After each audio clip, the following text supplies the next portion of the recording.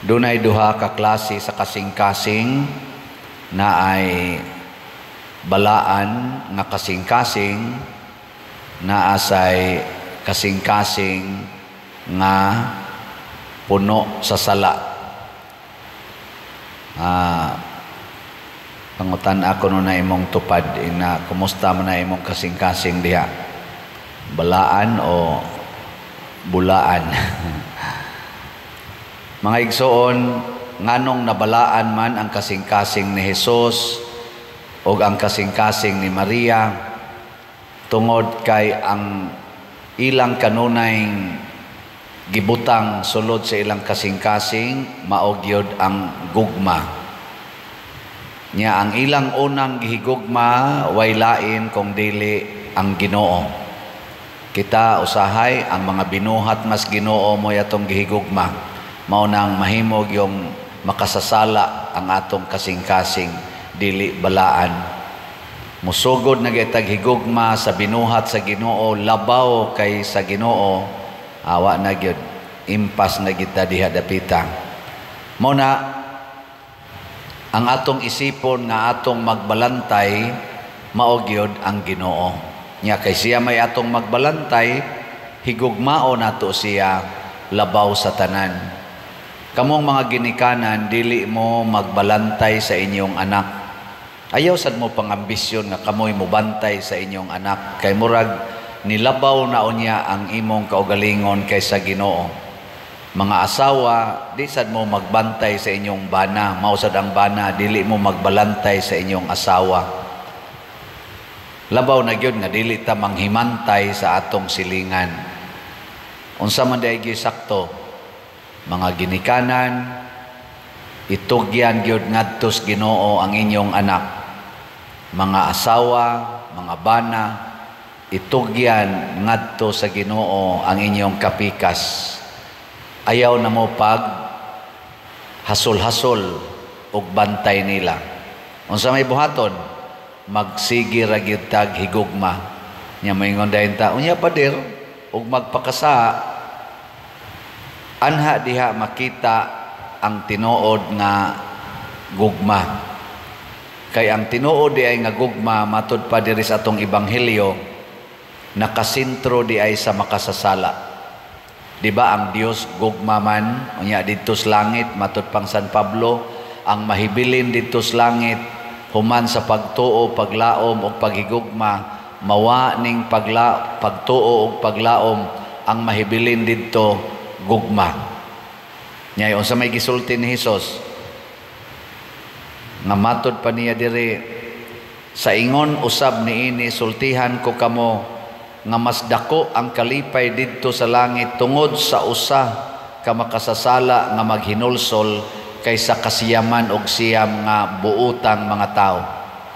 Pasabot mas malipay gyud ang Ginoo para sa usa ka makasasala nga iyang higugmaon aron maghinulsol. Kay kani manggong makasasala di gid na maghinulsol sa iyang sala basta way mo higugma nila. Sigihan na nimog kasaba, sigihan nimog yaw-yaw na musamot na Hinoo na. Muna mga asawa, higugmaa ang inyong bana. Unyag matintal, makapangabit, higugmaag apil ang kabit. Maghinulsol gina. Pero dugay-dugay patingali. Pero wa may question og dugay ba. Ang importante nga maghinulsol. Mao na ang sambingay niingon ni Hesus diri nga kung duna kay usa ka gatos ka karnero unya buutan ang 99 nya ang usa ra gyud buangon, biyai ang 99 pangita atong nawala. Ang pasabot ani, kalimti ang imong kaugalingon nga kaayuhan, huna-hunaa kanunay nga kining ni ang makasasala mabalik sa Ginoo.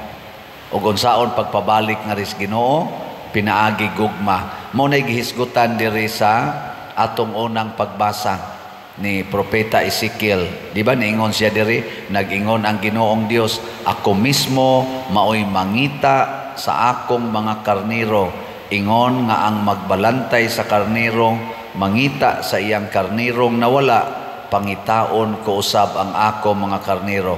Unyag makitaan, imong latusod, ay dili oy. Niingon siya, kuhaon ko sila, gikan sa kanasuran, ug dadon balik sa ilang nasod, ug pakanon ko sila diha sa kabukiran, sa daplin sa mga tinubdan, ug kabalangayan sa Israel. Pakanon ko sila diha sa lunhawng mga sibsibanan sa kabukiran, ako mismo maoy magbantay kanila. Ninduta no?